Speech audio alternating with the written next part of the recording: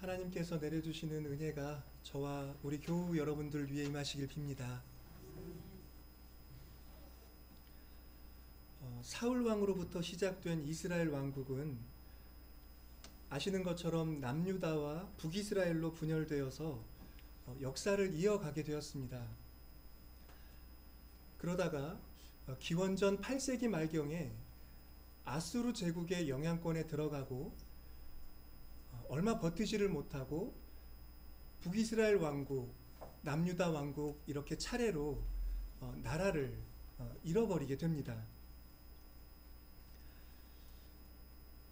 아수르 왕이 세를 넓혀 나가자 북이스라엘은 가까운 아람 왕국과 이집트 또 시리아 같은 국가들과 군사 동맹을 맺어서 맞서려고 했습니다. 그런데 남유다는 그 동맹에 참여하지 않고 독자적인 행보를 시작하는데요. 그때 북이스라엘 군사 동맹이 남유다가 아수르 왕과 편을 먹을 것이 우려되므로 그 군사 동맹을 규합해서 남유다를 침공하는 전쟁이 일어나게 됩니다. 남유다는 그 전쟁을, 그 침공을 가까스로 막아내고 당시 남유다의 왕이었던 아하스는 곧장 아수르의 왕에게 사신을 보내 화친을 청하고 많은 조공을 그에게 보내서 아수르 왕과 관계를 좋게 가져가려고 시도합니다. 그러자 아수르 왕은 곧장 군대를 이동시켜서 먼저 아람 왕국을 침공하게 되는데 아람 왕국은 얼마 버티지를 못하고 모든 것을 다 빼앗기고 무너져 버리게 됩니다. 그 다음에는 군대가 북이스라엘로 들어와서 북이스라엘 사람들이 군대를 일으켜서 자신들에게 대항하려고 했다는 데 대해서 철저하게 보복을 하고 아주 잔인한 방식으로 응징을 하게 됩니다. 그리고 나서 오늘 우리가 본문에서 본 것처럼 호세아 왕 제9년 기원전 722년경에 북이스라엘은 수도 사마리아까지 점령당하고 나서 아수르 군대에 의해 영토와 주권을 모두 상실하게 됩니다. 그러니까 왕국이 무너져 버리게 된 것입니다.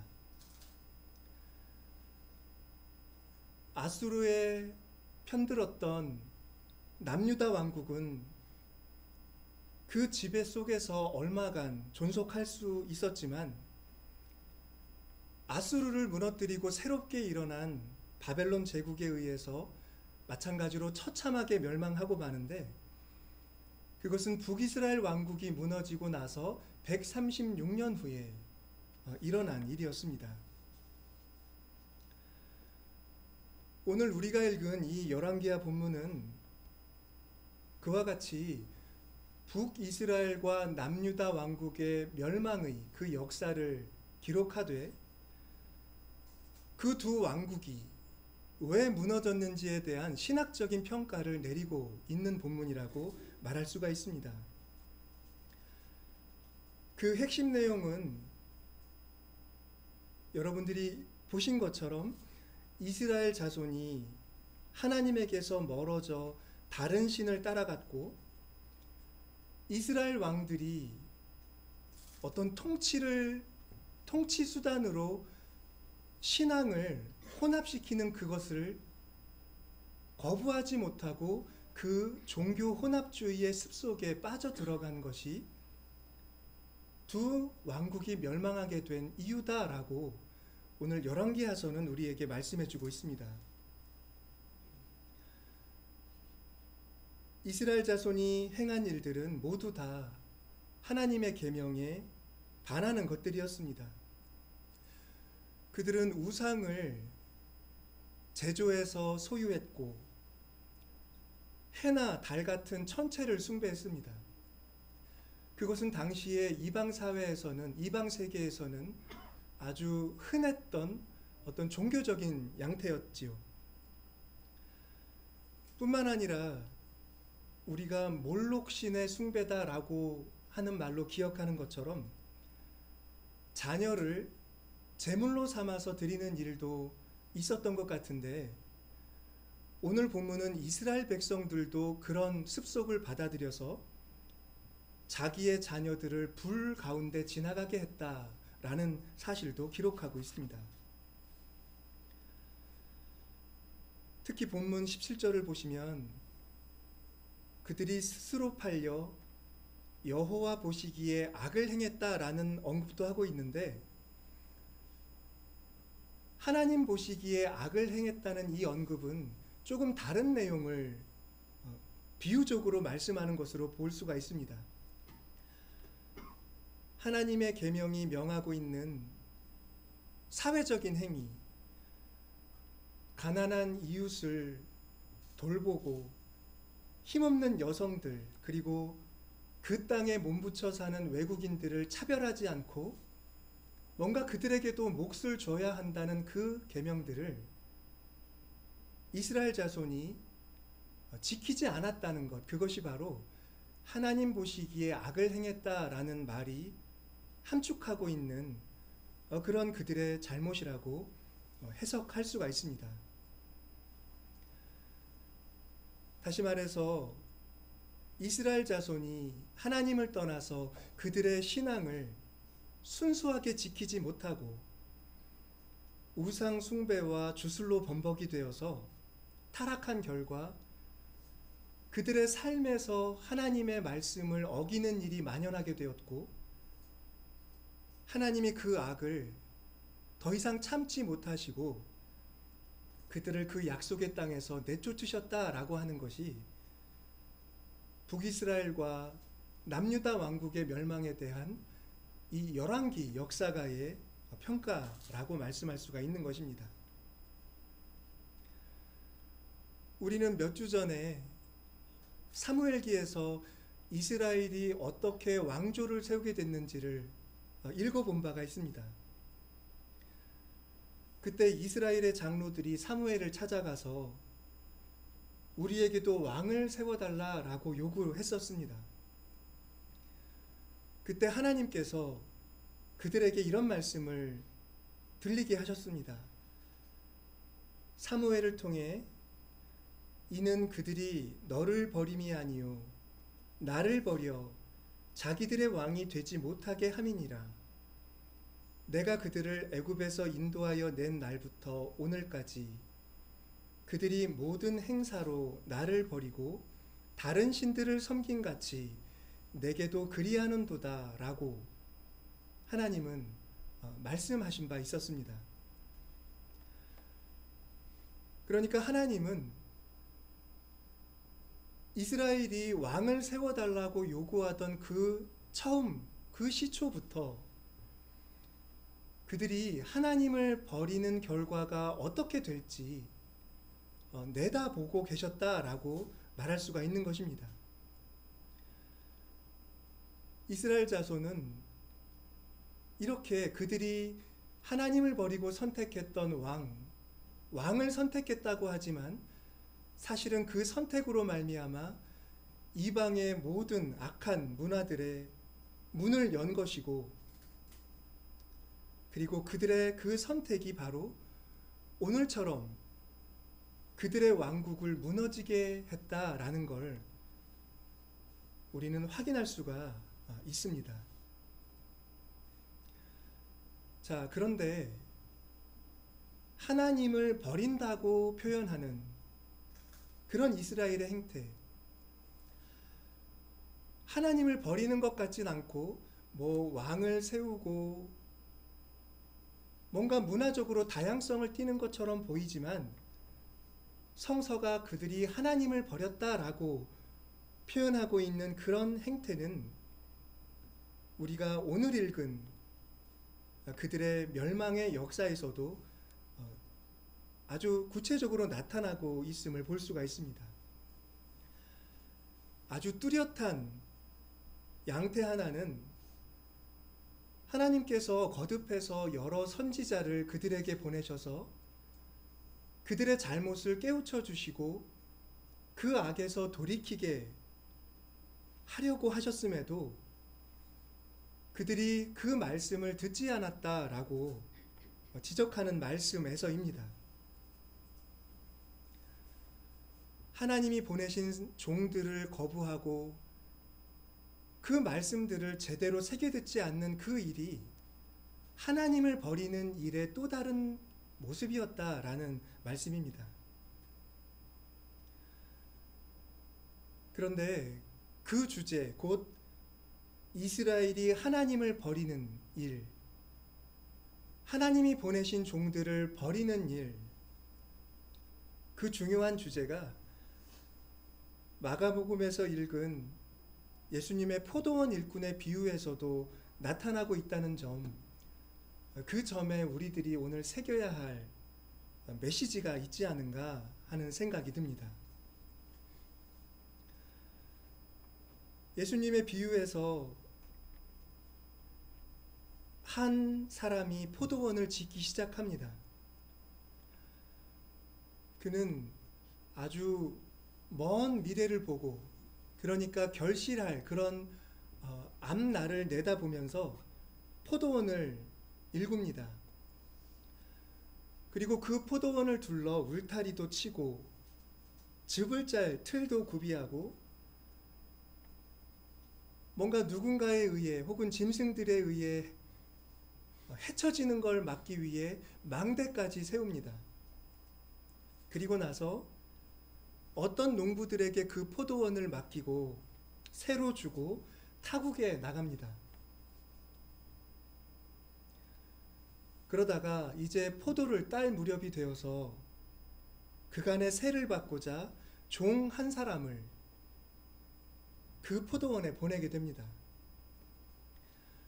그러나 그 포도원을 새로 받아 일구던 농부들은 주인이 보낸 종에게 새를 주기는커녕 그 종을 폭행하고 내쫓았다라고 예수님은 비유해서 말씀을 합니다.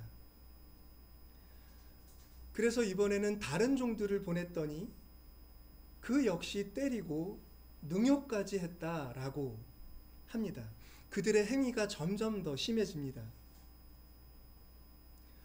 그 후에도 종들을 보냈지만 그 농부들은 그 종들을 모두 죽이거나 때려서 내쫓기를 반복했다라고 하는 것이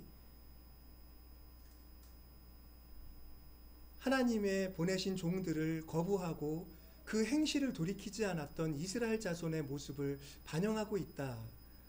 그렇게 생각이 됩니다.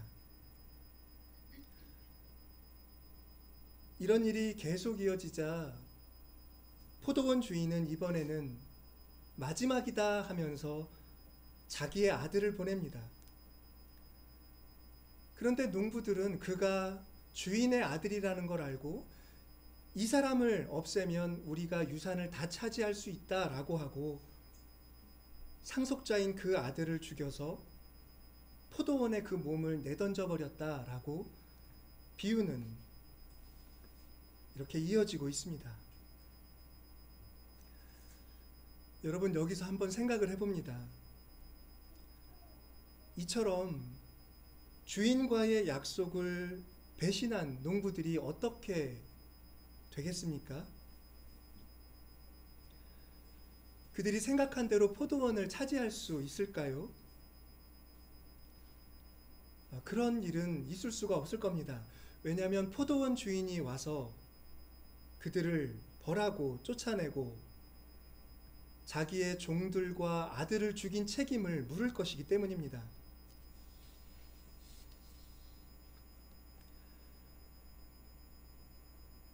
여기까지가 바로 이스라엘 백성의 왕국이 무너지게 된 경위를 그대로 보여주는 내용들이라고 말할 수가 있을 것입니다.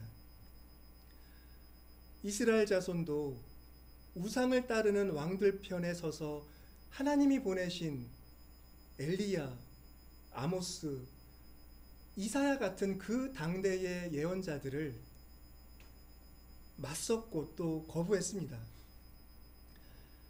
역사서뿐만 아니라 성서에 있는 예언서들이 이스라엘 자손들이 하나님을 어떻게 버렸는지, 어떻게 그들이 하나님의 종들을 대했는지를 자세하게 기록하고 있지요.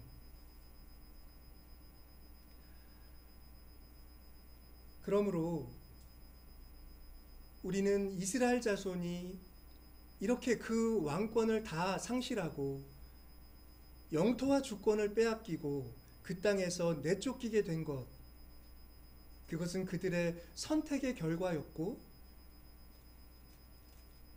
어쩌면 그들은 그 정도에서 그치기 어려운 하나님에 대한 있을 수 없는 범죄를 저질렀다라는 사실을 통찰할 수가 있는 것입니다. 남유다가 멸망할 때 예레미야 선지자가 활동을 했는데요. 예레미야 선지자는 성전 설교라고 불리는 중요한 설교를 이런 말로 마무리를 합니다. 내가 너희 모든 형제 곧 에브라임의 모든 자손을 쫓아낸 것 같이 내 앞에서 너희를 쫓아내리라.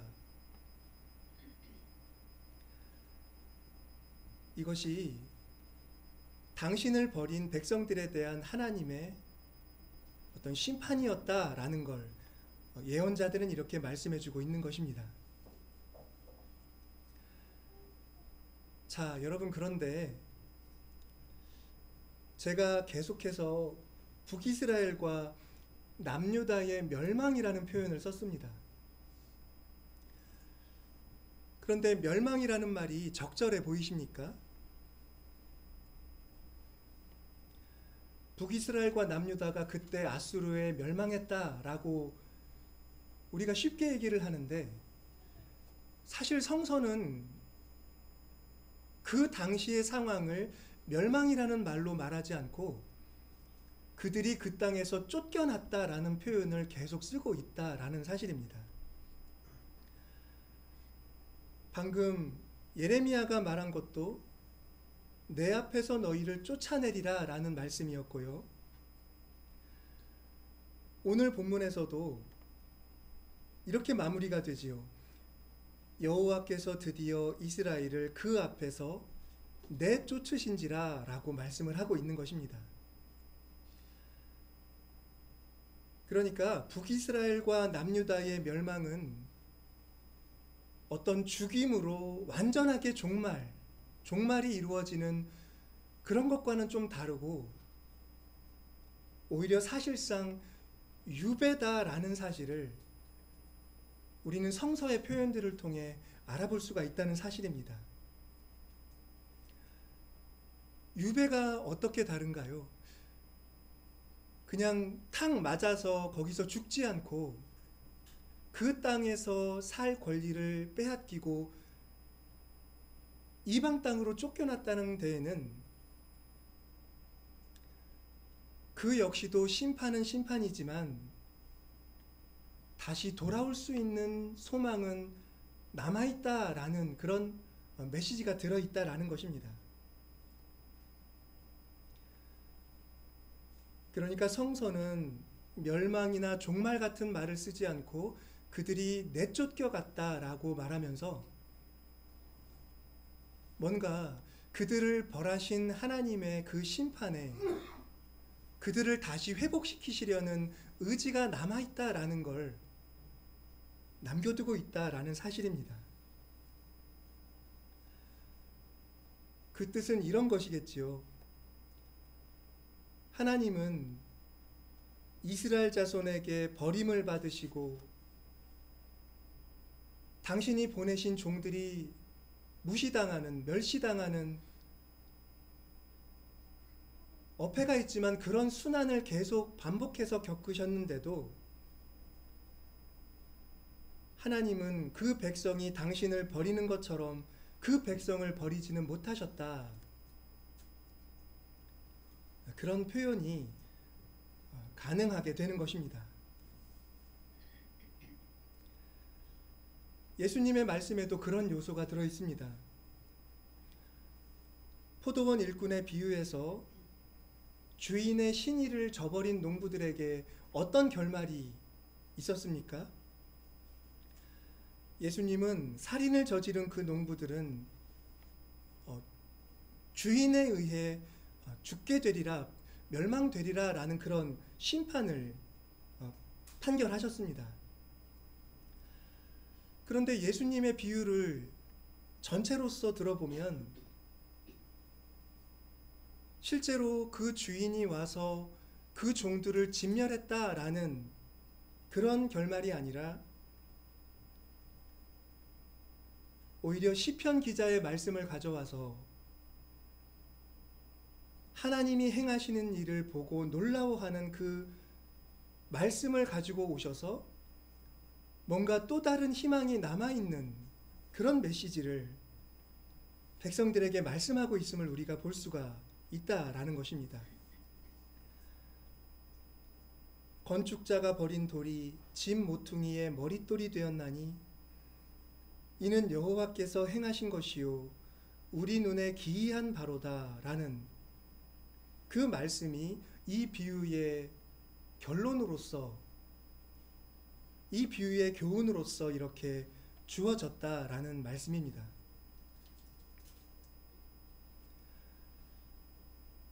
이렇게 보면 예수님의 말씀에도 이 성서에 뭔가 하나님의 심판을 완전한 종말로 그리지 않고 그들에 대한, 백성들에 대한 희망의 여지를 남겨두는 듯한 그런 흐름이 이어지고 있다는 것을 우리가 볼 수가 있는 것입니다. 패역한 이스라엘을 쫓아내셔서 귀환할 수 있도록 뭔가 희망의 싹을 남겨두시는 하나님, 사람들이 악하게 내다버린 그 죽어있는 돌을 또 다른 역사를 시작할 머릿돌로 삼으시는 하나님의 행위, 시편 기자의 말씀대로 뭔가 인과응보대로 그런 식으로 이해하기 어려운 하나님의 행위가, 기이한 행위가 성서에는 묘사되어 있다라는 것입니다.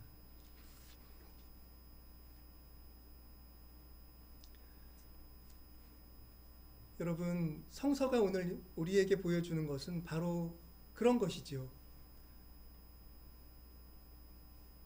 우리는 입에 쉬운 대로 북이스라엘과 남유다가 멸망했다라고 하지만 그들은 멸망하지 않고 언제든지 돌아올 수 있는, 준비만 되면 돌아올 수 있는 유배에 처해진 거에 불과하다. 포도원의 비유에서도 살인자들의 죄악 가운데서 하나님은 새로운 역사가 일어나도록 우리가 예수 그리스도의 부활을 생각하게 할 만한 그런 새 일을 예비하고 계신다. 인간의 죄악이 끝이 되게 하지 않으시는 하나님의 행위가 계속 펼쳐진다라고 하는 메시지를 성서는 우리에게 말씀해 줍니다. 자, 그런데 여러분, 이처럼 멸망할 자들을 살아남게 하셔서 재생의 기회를 주시는 하나님, 살인자들의 계획대로 모든 것이 피로 물들고 끝나버리지 않도록 새 역사를 예비하시는 하나님의 행위를 아는 데서 뜻밖의 문제가 발생합니다. 이제부터 드릴 말씀은 사도 바울이 기록한 로마서에 비춰서 저희의 눈에 들어오게 되는 그런 내용들입니다. 어떤 문제가 생겨납니까? 하나님의 자비가 계속된다는 사실이 사람들로 하여금 하나님의 심판을 두려워하지 않게 만드는,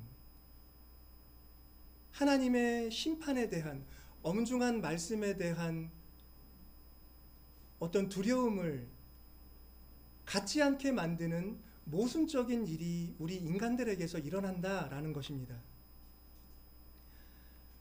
이스라엘 자손이 하나님을 버려도 하나님은 그들을 버리지 않으시더라. 당장은 죄인들을 멀리 내쫓으셔도 하나님은 그들이 돌아오기를 기다리시는 분이시더라. 하나님의 인자하심과 오래 참으심에 대한 이런 진리가 오히려 우리들이 마땅히 가져야 할 하나님에 대한 두려움, 그리고 그 두려움 속에서 삶을 올바르게 지켜가는 그런 동기들을 잃게 만들고, 우리가 무슨 짓을 해도 하나님은 결국 우리를 용서하실 것이다 라는 착각 속에 살게 만들 수 있다라는 걸 사도 바울이 지적해주고 있다라는 것입니다. 바울은 하나님의 인자하심과 그 오래 참으심을 너희가 멸시하느냐라고 말하면서, 하나님은 사람이 행한 대로 그들에게 갚아주시되 먼저는 유대인에게요 헬라인에게다, 그 다음은 헬라인에게다라는 그런 엄중한 하나님의 심판을 마음에 담고 있도록 교우들을 깨우치고 있다라는 것입니다.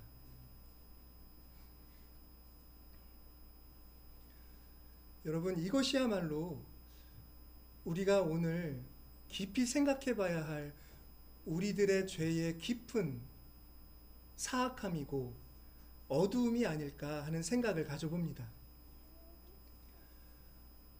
어떤 경우에도 우리를 버리시지 않고 우리가 뭔가를 잘못해도 곧장 우리를 때리시지 않는 하나님, 그런 하나님을 알수록 왜 우리에게는 하나님에 대한 감사가 자라기보다는 태만의 싹이 일어나고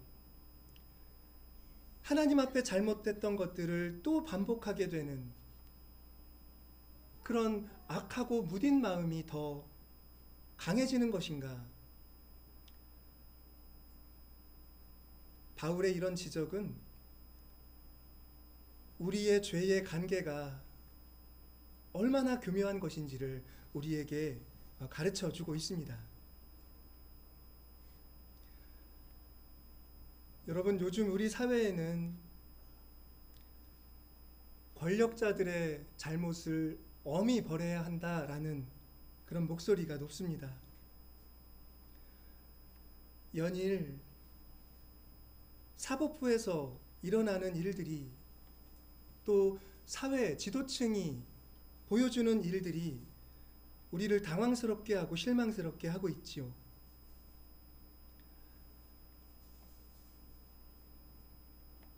그런 관심과 그런 어떤 교정에 대한 사회의 요구가 꼭 실현되어야 할 것입니다. 자, 그런데요. 우리가 직면하고 있는 이런 문제들을 해결하기 위한 어떤 길에는 법과 제도로서만 할 수 있는 일이 있고 그 너머의 일을 또 우리가 내다봐야 할 필요가 있지 않은가, 그런 생각을 해보게 됩니다. 법에 정해진 대로 잘못한 권력자들이 심판을 받고 이 세상에서 그들의 삶을, 그 벌을 감당하며 지낸다고 해도 그 죄의 문제는 아직 해결되지 않은 채로 남아있기 때문입니다. 그것은 신앙의 눈으로 볼 때 알 수 있는 사실입니다. 죄는 어떻게 극복이 되는 것입니까? 남에게 잘못한 것을 진심으로 부끄러워하는 마음이 일어나고, 잘못한 그 사람이 진심으로 통회하고 뉘우치고 잘못한 일들을 치유하고 회복시키려고 움직일 때 그 죄가 비로소 해결되고 있는 것이라고 말할 수 있지 않겠습니까? 그런 영혼의 돌이킴이 없는데 무기징역이 있었다, 징역이 몇 년이더라 라고 하는 문제가 과연 우리의 신앙의 견지에서 볼 때 죄의 궁극적인 해소인가? 그렇지가 않다는 것입니다. 신앙의 관점에서 인간의 영혼에서 진정한 회개가 일어나지 않는 한 죄인은 세상에서 죄 벌을 받고 보석을 치른 것과는 상관없이 하나님의 진노를 맞아야 하고, 그 심판의 날 그 진노를 피하지 못할 것이기 때문입니다.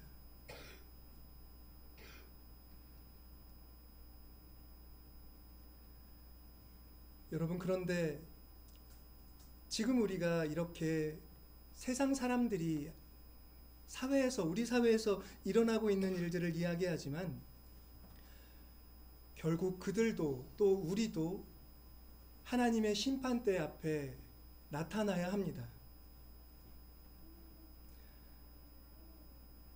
하나님이 이스라엘 자손을 향하여 하신 말씀은 곧 우리에게도 해당되는 말씀이고, 바울이 지적하는 것처럼 우리가 누군가를 심판하며 하는 말은 곧 우리에게도 해당이 되는 이야기입니다. 그런데 우리에게는 하나님의 인자하심에 대한 알미 있습니다.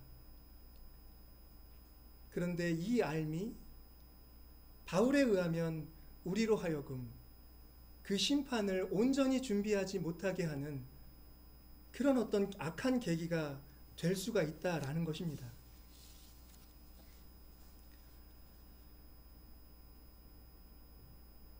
교우 여러분, 오늘은 올해 교회력의 마지막 주간이어서 우리가 이렇게 하나님의 심판에 대해 이스라엘 자손이 경험한 어떤 역사적인 심판과 그 전환에 대해 말씀을 나누고 있습니다. 오는 한 주간 우리가 하나님의 마지막 일에 대해 계속 말씀을 통해 묵상하게 될 텐데, 하나님의 인자하심에 대한 알미, 우리에게 그 심판에 대한 두려움을 옅게 만드는 것이 아니라 도리어 더 간절하게 그 날을 바라고 그 날을 바라보는 오늘의 삶을 올바르게 세워주는 그런 말씀으로 다가올 수 있기를 소망합니다. 여러분과 또 저의 마음이 하나님을 경외하는 마음으로 가득하기를 바라고, 사소한 일에 있어서도 우리가 하나님의 인자하심을 함부로 쉽게 생각하는 일이 없기를 소망합니다. 기도하겠습니다.